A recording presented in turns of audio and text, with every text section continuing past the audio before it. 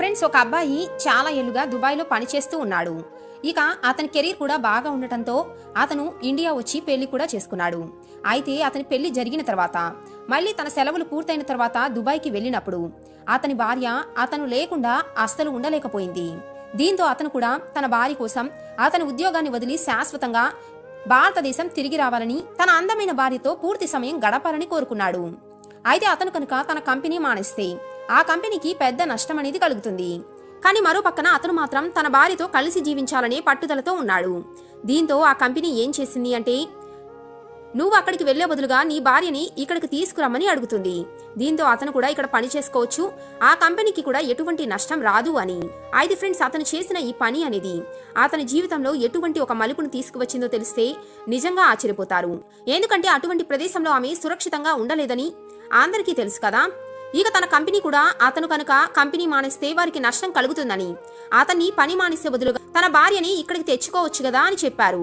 అయితే ఫ్రెండ్స్, మీరు ఎంత డబ్బు సంపాదించినా కూడా మీ భార్యను దుబాయ్ లేదా గల్ఫ్ దేశంలోకి తీసుకువెళ్లకూడదని, ఎందుకంటే అక్కడ ఆమె సురక్షితంగా ఉండలేదని ఆ వ్యక్తికి కూడా తెలుసు.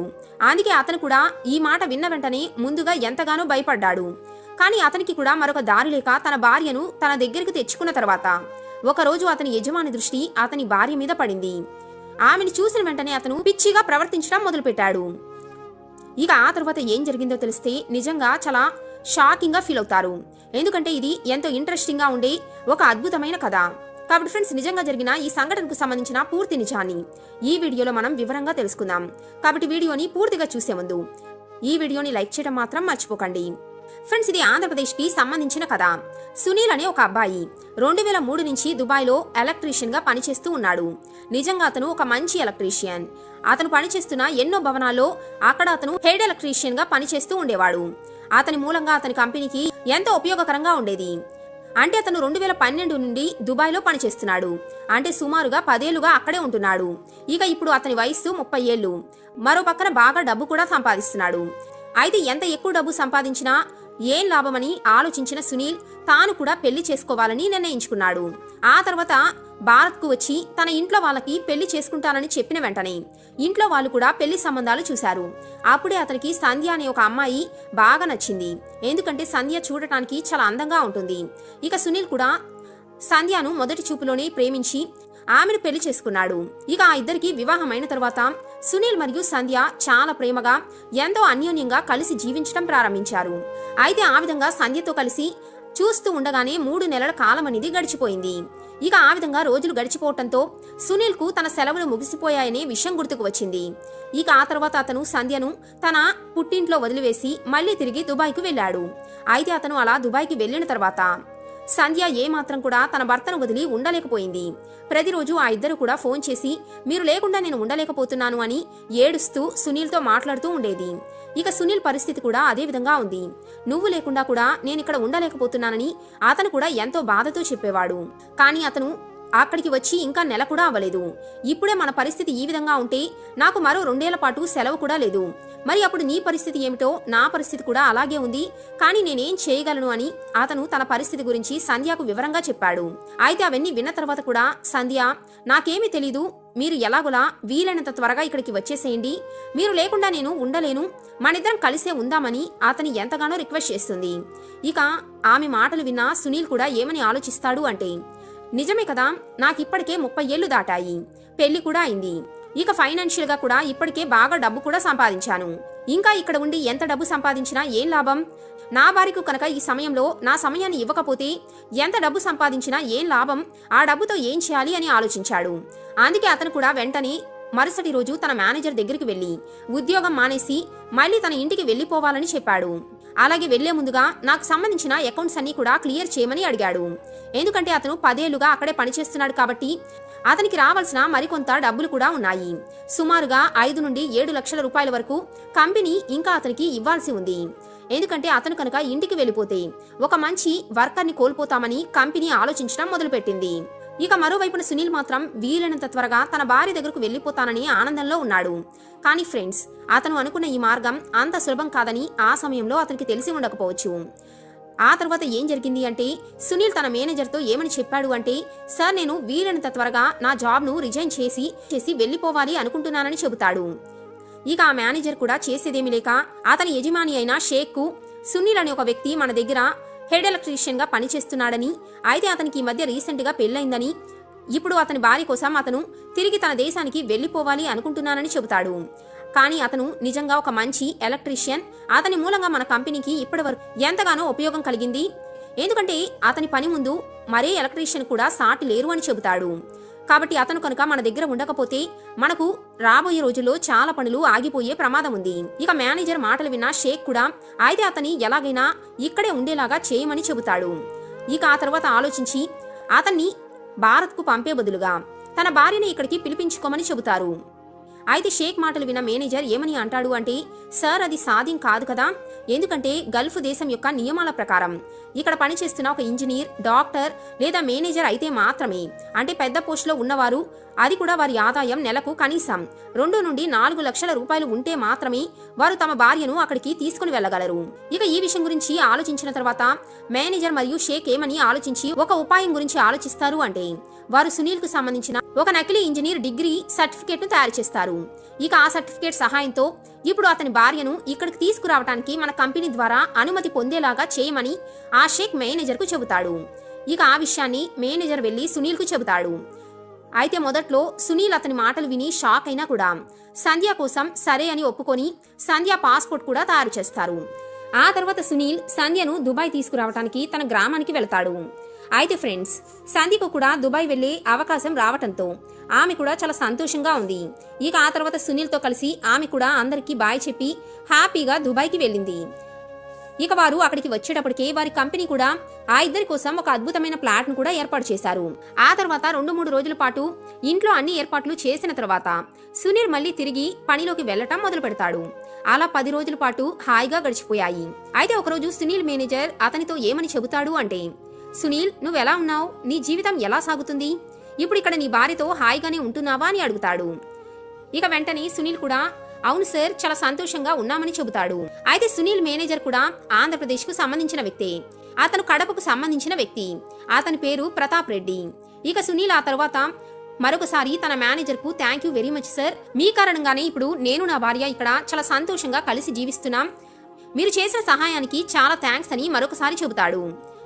ఇక వెంటనే ప్రతాప్ రెడ్డి ఏమని చెబుతాడు అంటే, సునీల్, నీ థ్యాంక్ యూతో పని అనేది జరగదు. నువ్వు ఖచ్చితంగా నేను చేసిన సహాయానికి పార్టీ ఇచ్చి తీరాల్సిందే అని అడుగుతాడు. ఇక వెంటనే సునీల్ కూడా సంతోషంగా, సార్, ఇందులో మీరు మొహమాట పడాల్సిన అవసరమేముంది, ఖచ్చితంగా నేను మీరు కోరుకున్న విధంగానే పార్టీ ఇస్తాను అని చెబుతాడు. మనం ఈ రోజే కావాలంటే బయటకు వెళదామని కూడా అంటాడు. అయితే ప్రతాప్ మాత్రం, లేదు సునీల్, నాకు బయట పార్టీ అనేది వద్దు, మేము మీ ఇంటికే వస్తాం, ఎలాగో మీ భార్యను కూడా చూసినట్లుగా ఉంటుంది అని చెబుతాడు. ఆమె చేతి వంటే తిందాము అని చెబుతాడు. ఇక మేనేజర్ చెప్పిన ఆ మాట విన్న వెంటనే సునీల్ నోట్లో వెలక్కాయ పడినట్లుగా అనిపిస్తుంది. ఎందుకంటే అతను అప్పటికి గల్ఫ్ కు సంబంధించిన ఎన్నో విషయాలు విన్నాడు. ఎవరైనా కూడా తన భార్యను అక్కడికి తీసుకువచ్చినా అక్కడ ఎంతో మంది షేక్లు కూడా అది ఒక అడ్వాంటేజ్ గా తీసుకుని వారితో చాలా తప్పుడు పనులు చేస్తూ ఉంటారని, అందుకే సునీల్ కూడా తన భార్యను మేనేజర్ కు మరియు అతని షేక్ యజమానికి చూపించడానికి ఎంతగానో భయపడతాడు. అందుకే అతను ఏమని చెబుతాడు అంటే, సార్, ఇంట్లో ఏం మజా ఉంటుంది, మనం బయట ఎక్కడో ఒక చోట పార్టీ చేసుకుందాం. అయితే అతను ఎంత చెప్పినా కూడా మేనేజర్ ఏమని చెబుతాడు అంటే, లేదు సునీల్, మేము మీ ఇంటికే వస్తాం, మనం బయట పార్టీలు ఎప్పుడు చేసుకుంటూనే ఉంటాం కదా, మేము రోజు బయటే తింటాం కదా, అందులో కొత్త ఏముంది, కాబట్టి మాకు హోమ్లీ ఫుడ్ కావాలి, నేను మన బాస్ మీ ఇంటికి తప్పకుండా భోజనానికి వస్తామని చెబుతాడు. ఇక సునీల్ కూడా చేసేదేమీ లేక సరే సార్ అని ఒప్పుకుంటాడు. అయితే మీరు ఏ రోజు వస్తారని అడుగుతాడు. ఇక వెంటనే ప్రతాప్ ఏమని చెబుతాడు అంటే, శుక్రవారం ఎలాగూ సెలవు కాబట్టి ఆ రోజే వస్తాము అని చెబుతాడు. ఇక ఫ్రెండ్స్, ఆ తర్వాత శుక్రవారం రానే వచ్చింది. ఆ రోజు ఉదయం నుంచి సునీల్ మరియు అతని భార్య సంధ్య వారి కోసం ఇంట్లో అన్ని ఏర్పాట్లు చేస్తూ ఉన్నారు. వారిని ఆహ్వానించడానికి, అలాగే వారు వచ్చిన తర్వాత వారికి వడ్డించడానికి ఎన్నో వంటలు కూడా సిద్ధం చేశారు. ఆ తర్వాత రాత్రి 8 గంటలకు ప్రతాప్ రెడ్డితో పాటు అతని యజమాని, అలాగే మరొక 2 ఎంప్లాయీస్ కూడా భోజనానికి సునీల్ ఇంటికి వచ్చారు. ఇక వారందరూ వచ్చి వారి ఫ్లాట్ లో హాల్లో కూర్చొని మాట్లాడుకుంటూ ఉన్నారు. అయితే అప్పటికే సునీల్ వారు తినటానికి, తాగటానికి కావలసిన అన్ని ఏర్పాట్లు కూడా హాల్లోనే సిద్ధం చేశాడు. కాబట్టి అతని వారి ముందు ఒక్కొక్కరికి ఆహారం ఇస్తూ ఉన్నాడు. వారందరూ కూడా అవి తింటూ తాగుతూ ఉన్నారు. అలా రాత్రి 11 గంటల వరకు వారి పార్టీ కొనసాగుతూనే ఉంది. అయితే అప్పటికే మేనేజర్ చాలా ఎక్కువగా తాగేశాడు. మిగిలిన వారు కూడా బాగా తాగేశారు. ఇక తాగిన మత్తులో ప్రతాప్ రెడ్డి ఏమని మాట్లాడతాడు అంటే, సునీల్, నువ్వు ఇప్పటి వరకు నీ భార్య ముఖాన్ని మాకెందుకు చూపించలేదు అని అడుగుతాడు. ఇక వెంటనే, సార్, తను పల్లెటూరు నుంచి వచ్చింది కదా, ఎక్కువగా అక్కడి ఆచారాలనే ఫాలో అవుతుంది. అంతేకాకుండా ఆమె కొత్త వారికి తన ముఖాన్ని చూపించడానికి ఎంతగానో సిగ్గుపడుతుంది. అందుకే ఆమె బయటికి రావడానికి సిగ్గుపడి లోపలే ఉందని చెబుతాడు. అంటే ఏదో విధంగా సునీల్ తన భార్యను రక్షించాలనుకుని ఆమెను వీరెవరూ చూడకూడదని ఈ విధంగా చెబుతాడు. కానీ ప్రతాప్ మాత్రం చాలా మొండిగా, అదేంటి సునీల్ ఆ విధంగా అంటావు? మేమింత దూరం వచ్చింది నీ భార్యను పలకరించడానికే కదా. తను ఇక్కడికి అసలే కొత్తగా వచ్చింది. మేమందరం ఆమెను ఒకసారి కలిసి ఆమెకు మరింత ధైర్యం చెబితేనే కదా ఆమె ఇక్కడ సంతోషంగా ఉండేది. కాబట్టి మేమేం పరాయి వాళ్ళం కాదు కదా తనని మాకు చూపించకుండా ఉండటానికి అని ప్రతాప్ ఎంతగానో పట్టుబడతాడు. ఇక మరోవైపున అసలే అతను మేనేజర్ కావటంతో, పైగా అతని పక్కన వారి యజమాని కూడా ఉండటంతో, అలాగే మరొక ఇద్దరు కొలీగ్స్ కూడా ఉండటంతో వారు కూడా పెద్ద పొజిషన్లో ఉన్నవాళ్లే. అందుకే ఇక సునీల్ కూడా వారి మాటలు కాదనలేక సరే అని తన భార్యను తీసుకువస్తానని చెప్పి లోపలికి వెళతాడు. ఆ తర్వాత సంధ్యను బయటకు తీసుకుని వచ్చి ఆమెను వారందరికీ చూపిస్తాడు. ఇక ఆమె కూడా వచ్చి వారి ముందు నిలబడిన వెంటనే ప్రతాప్ రెడ్డి సంధ్యను చూస్తూ అలాగే ఉండిపోతాడు. ఆ తర్వాత, సునీల్, నిజంగా నువ్వు చాలా అదృష్టవంతుడివి. నీ భార్య నిజంగా చాలా అందంగా ఉందని పొగుడతాడు. అంతేకాకుండా నాకు కూడా ఇలాంటి అమ్మాయి భారీగా ఉంటే ఎంత బాగుండేదో అని పైకే అనిస్తాడు. ఇక అతని మాటలు విన్న వెంటనే సంధ్యకు చాలా మొహమాటంగా అనిపిస్తుంది. ఇక ఆ తర్వాత ఆమె అక్కడి నుండి కొద్దిగా సిగ్గుతో లోపలికి వెళ్ళిపోతుంది. అయితే అలా ఆమె లోపలికి వెళుతుంటే ప్రతాప్ రెడ్డి ఆమెను ఆపి, నువ్వెక్కడికి వెళుతున్నావు? నిన్ను కలవటానికే కదా మేమిక్కడికి వచ్చామని ఆమె చేతిని పట్టుకుని ఆపేస్తాడు. ఆ తర్వాత అతని జేబులో నుంచి ఒక బంగారు గొలుసు తీసి సంధ్య చేతిలో పెడతాడు. ఇక వెంటనే సునీల్ కూడా, సార్, ఇంత విలువైన గిఫ్ట్ ఎందుకు? వద్దులేండి సార్ అని చెబుతాడు. దీని అవసరం ఏముంది? మీరొచ్చి మమ్మల్ని ఆశీర్వదించారు, అంతకంటే మాకేం వద్దు సార్ అని చెబుతాడు. ఇక వెంటనే ప్రతాప్ మాత్రం, లేదు సునీల్, నువ్వు నా తమ్ముడు లాంటి వాడివి. మరి నీ భార్య ముఖం చూడటానికి వచ్చినప్పుడు మేము బహుమతి తీసుకురాకుండా ఎలా ఉంటాం చెప్పు? కాబట్టి ఖచ్చితంగా సంధ్య, నువ్వు ఈ బహుమతి తీసుకొని తీరాల్సిందే అని సంధ్య చేతిలో బలవంతంగా ఆ గొలుసును పెట్టేస్తాడు. ఆ తర్వాత వారందరూ అక్కడి నుండి వెళ్ళిపోతారు. ఇక అలా అర్ధరాత్రి వారందరూ ఇంటి నుంచి వెళ్ళిపోయిన తర్వాత సునీల్ మరియు సంధ్య కూడా భోంచేసి కాసేపు రిలాక్స్ గా కూర్చుంటారు. ఆ తర్వాత సంధ్య ఏమని చెబుతుంది అంటే, మీ మేనేజర్ నిజంగా చాలా వింతగా ప్రవర్తించారు. నాకు అతని ప్రవర్తన ఏమాత్రం నచ్చలేదు. ఈ రోజు తర్వాత మీరెప్పుడు కూడా దయచేసి ఆయన్ని ఇంటికి తీసుకురావద్దు అని చెబుతుంది. అతని ప్రవర్తన చూసి నాకు నిజంగా చాలా భయంగా అనిపించింది అని ఆమె కొద్దిగా భయంతో సునీల్కు చెబుతుంది. ఇక సునీల్ కూడా, నువ్వేం భయపడకు, ఈ రోజంటే ఏదో నిన్ను చూడటానికి వచ్చారు, భవిష్యత్తులో మళ్ళీ వారెందుకు మన ఇంటికి వస్తారు, ఇలా ప్రతిరోజు అసలు మన ఇంటికి ఎందుకు తీసుకువస్తాను. అంతేకాకుండా సునీల్ ఏమని చెబుతాడు అంటే, మనం అసలే పరాయి దేశంలో, తెలియని దేశంలో ఉన్నాం. ఇక్కడ ఏదైనా జరిగితే మనకు సహాయం చేయడానికి కూడా ఎవరూ లేరు కదా. అందుకే మా మేనేజర్ మాటలు కాదనలేక ఈ ఒక్కసారికి ఒప్పుకొని ఇక్కడికి తీసుకుని వచ్చాను. అది కాక ప్రతాప్ రెడ్డి కూడా మన దేశానికి చెందినవాడే కాబట్టి మనతో ఎటువంటి చెడుగా ప్రవర్తించడాన్ని నమ్మకంతో తీసుకువచ్చానని చెబుతాడు. కానీ ఫ్రెండ్స్, ఏది ఏమైనా సరే సునీల్ మనసులో కూడా ఒక భయం అనేది ఉంది. ఇక మరుసటి రోజు కూడా సునీల్ తన పనికి వెళ్లిన వెంటనే ప్రతాప్ మళ్ళీ అతని కలుసుకొని ఈ విధంగా అంటాడు, సునీల్, నువ్వు నిజంగా చాలా అదృష్టవంతుడివి. నీ భార్య నిజంగా చాలా బాగా వంట చేసింది. ఇక నుండి ప్రతి శుక్రవారం కూడా నేను మీ ఇంటికే వచ్చి భోజనం చేస్తానని చెబుతాడు. నాకు తెలిసి మీ ఆవిడ కూడా చాలా మంచిదే. మేం వస్తామంటే తను కూడా తప్పకుండా వంట చేస్తుంది అని అతనే అనేస్తాడు. ఇక అతని మాటలు విని పైకి సునీల్ ఏమనలేక థ్యాంక్ యూ సార్ అని లోపల మాత్రం ఎంతగానో బాధపడతాడు. పైకి మాత్రం అతనితో కాదని ఏమీ చెప్పలేకపోతాడు. ఇక ఆ తర్వాత శుక్రవారం రానే వస్తుంది. దీంతో ఆ రోజు సునీల్ నిజంగానే చాలా బ్యాడ్ మూడ్ లో ఉంటాడు. ఎందుకంటే ఆ రోజు ప్రతాప్ రెడ్డి మళ్ళీ తన ఇంటికి వస్తాడేమోనని. అసలే సంధ్య భయపడుతుందనే కారణంతో అప్పటి వరకు సునీల్ సంధ్యకు ఈ విషయాన్ని కూడా చెప్పడు. అందుకే సునీల్ ఆ రోజు శుక్రవారం అయినా కూడా ప్రతాప్ రెడ్డికి కనిపించకుండా తన ఇంటికి వెళ్ళిపోతాడు. ఆ తరువాత మరుసటి రోజు శనివారం తరువాత ఆదివారం వస్తుంది. ఇక ఆ రోజు సునీల్ కొద్దిగా పని ఉండి బయటకు వెళతాడు. అయితే ప్రతాప్ రెడ్డి చెప్పకుండానే ఆ రోజు సునీల్ ఇంటికి వెళతాడు. అతని ఇంటి బయట ఉన్న డోర్ బెల్ ను మోగిస్తూ ఉంటాడు. ఇక సునీలే వచ్చాడు అనుకుని సంధ్య కూడా వచ్చి తలుపు తెరుస్తుంది. అయితే ఆమె ఎదురుగా ప్రతాప్ ను చూస్తుంది. ఇక అప్పుడు ఆమె అతని చూసిన వెంటనే ముందుగా షాక్ కి గురవుతుంది. ఆ తర్వాత నమస్తే సార్ అని చెప్పి సునీల్ ఇంట్లో లేడని చెబుతుంది. ఆయనతో ఏమైనా పని ఉందా సార్ అని అడుగుతుంది. ఇక వెంటనే ప్రతాప్ కూడా సునీల్ ఇంట్లో లేడని, బయట సైట్ లో ఉన్నాడని నాకు తెలుసు అని చెబుతాడు. నువ్వు నన్ను లోపలికి పిలవ్వా అని అడుగుతాడు. ఇక సంధ్య కూడా భయపడుతూనే అతను పెద్ద మనిషి కావడంతో లోపలికి రమ్మని ఆహ్వానిస్తుంది. కానీ ఆమె మనసులో కూడా ఎంతో భయంగా అనిపిస్తుంది. ఎందుకంటే ఆయన్ని రావద్దని ఏదైనా చెబితే తన భర్తకు ఏదైనా ప్రమాదమో ఏదైనా ఇబ్బంది కలిగిస్తారేమోనని అతన్ని లోపలికి రమ్మని చెబుతుంది. ఇక ప్రతాప్ కూడా లోపలికి వచ్చి హాల్లోనే కూర్చొని ఉంటాడు. మరోవైపున సంధ్య వెంటనే గదిలోకి వెళ్లి సునీల్కు ఫోన్ చేసి ప్రతాప్ ఈ విధంగా ఇంటికి వచ్చాడని చెబుతుంది. మీరు వీలైనంత త్వరగా ఇంటికి రమ్మని అడుగుతుంది. అయితే సునీల్ మాత్రం అయ్యో నేను మన ఇంటికి చాలా దూరంలో ఉన్నాను, అయినా నువ్వు భయపడకు, వీలైనంత త్వరగా వచ్చేస్తానని ఆమెకు చెబుతాడు. ఇక ఆ తర్వాత ఆమె హాల్లోకి వెళ్లి చూసేటప్పటికి ప్రతాప్ హాల్లోనే కూర్చొని వెక్కి వెక్కి ఏడుస్తూ ఉంటాడు. ఇక అతను ఆ విధంగా ఎందుకు ఏడుస్తున్నాడో చూసి సంధ్య నిజంగా ఆశ్చర్యపోతుంది. అయితే ఆమెకు భయం వేసి అతన్ని ఏమీ అడగదు. ఆ విధంగా గంటసేపు ప్రతాప్ అక్కడే కూర్చొని ఏడుస్తూ ఉంటాడు. ఇక అప్పటికే సునీల్ కూడా అతని ఇంటికి వస్తాడు. ఇక సునీల్ కూడా వచ్చి ప్రతాప్ ఏడవటాన్ని చూసి అసలేమైంది అని సంధ్యను అడుగుతాడు. సంధ్య కూడా ఏమోనండి, అతను వచ్చినప్పటి నుండి ఇలాగే ఇక్కడే కూర్చొని ఏడుస్తూ ఉన్నాడని చెబుతుంది. ఇక సునీల్ కూడా అతని దగ్గరికి వెళ్లి సార్ మీకేమైంది అని అడుగుతాడు. మీరెందుకు ఏడుస్తున్నారు? ఇక అతని మాటలు విని ప్రతాప్ మరింత ఎక్కువగా ఏడవటం ప్రారంభిస్తాడు. ఇక వెంటనే సునీల్ కూడా ఏమైంది సార్, మీరు అసలు ఇక్కడ ఎందుకు వచ్చారు, ఇక్కడ కూర్చొని ఎందుకు ఏడుస్తున్నారు, అసలేం జరిగింది? ఇక వెంటనే ప్రతాప్ తన కథ చెప్పటం మొదలు పెడతాడు. సునీల్, నా కూడా నీలాంటి అందమైన భార్య ఉండేది, కానీ నేను మా పెళ్ళైన తర్వాత ఆమెను పట్టించుకోకుండా డబ్బు కోసం పరిగెత్తడంలో చాలా బిజీ అయిపోయాను.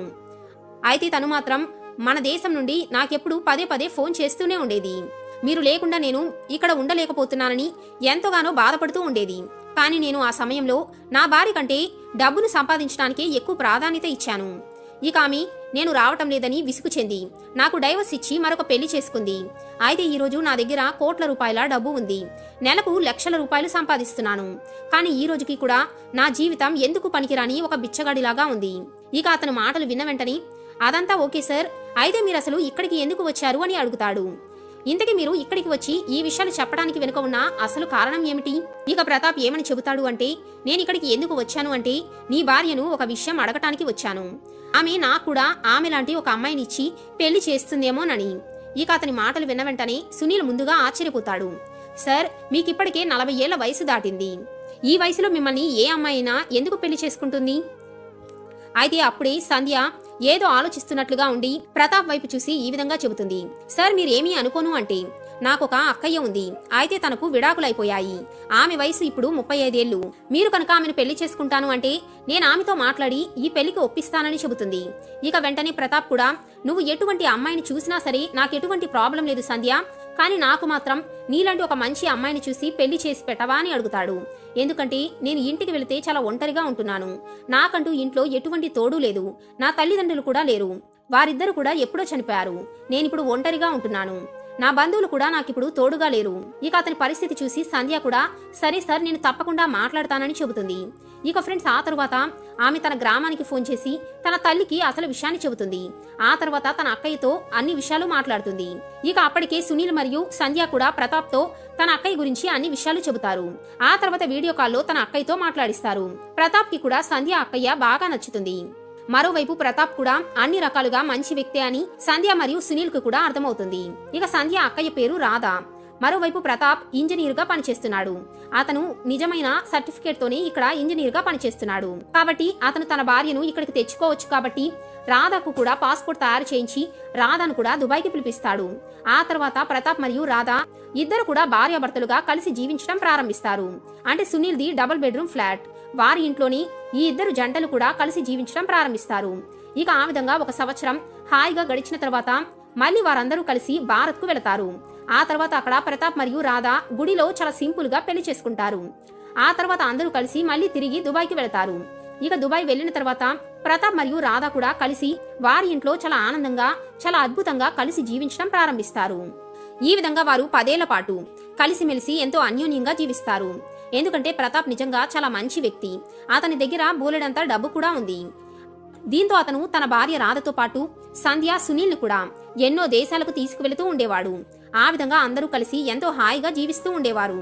ఇక ఈ 10 ఏళ్లలో ప్రతాప్ మరియు రాధకు 2 పిల్లలు కూడా పుట్టారు. ఇక సంధ్య మరియు సునీల్ దంపతులకు కూడా 2 పిల్లలు పుట్టారు. వారందరూ కూడా కలిసి దుబాయ్లోనే ఉండేవారు. ఆ విధంగా వారందరూ చాలా ఆనందంగా సవ్యంగా వారి జీవితం జీవిస్తూ ఉన్నారు. కానీ ఫ్రెండ్స్, 2023లో అంటే ప్రతాప్ కు 50 ఏళ్ల వయసులో ఆయన గుండెపోటుతో మరణించారు. ఇక ఆయన మరణంతో అందరూ కూడా షాక్ కి గురయ్యారు. ఇక ప్రతాప్ చనిపోయిన బాధతో వారందరూ ఎన్నో రోజుల పాటు ఏడుస్తూనే ఉన్నారు.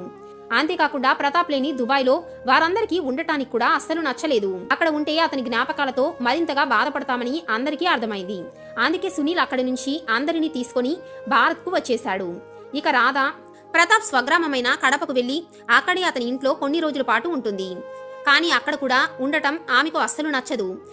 అయితే అప్పటికే అక్కడ ఉన్న అతని ఆస్తి మొత్తాన్ని కూడా ప్రతాప్ రాధ పేరు మీదే రాస్తాడు. అలాగే అతని బ్యాంకులో ఉన్న డబ్బు మొత్తాన్ని కూడా రాధని నామినీగా ఉంచుతాడు. ఎందుకంటే అప్పటికే ప్రతాప్కు గుండె జబ్బు ఉందని, ఎప్పటికైనా అతని ప్రాణాలు ప్రమాదంలో ఉన్నాయని అతనికి ముందే తెలుసు. ఇక దీంతో రాధ కూడా అక్కడ ఉండలేక ప్రతాప్కు సంబంధించిన ఆస్తులన్నిటినీ అమ్మేసి అన్ని లెక్కలు సెటిల్ చేసుకుని మళ్ళీ తన గ్రామానికి వెళ్ళిపోతుంది. అంటే ఈరోజు ప్రతాప్ రాధతో కలిసి ఉన్నా లేకపోయినా ఆమె జీవితానికి, అతని పిల్లల జీవితానికి ఎటువంటి కొరత లేకుండా చేశాడు. కానీ వారి జీవితంలో ఇప్పుడు ఉన్న ఒకే ఒక్క లోటు ప్రతాప్ రెడ్డి లేకపోవటమే. అతను లేకుండానే ఇప్పుడు వారి జీవితం కొనసాగుతూ ఉంది. ఎందుకంటే రాధ మరియు ఆమె కుటుంబ సభ్యులు ఇప్పుడు ప్రతాప్ను నిజంగా చాలా మిస్ అవుతున్నారు.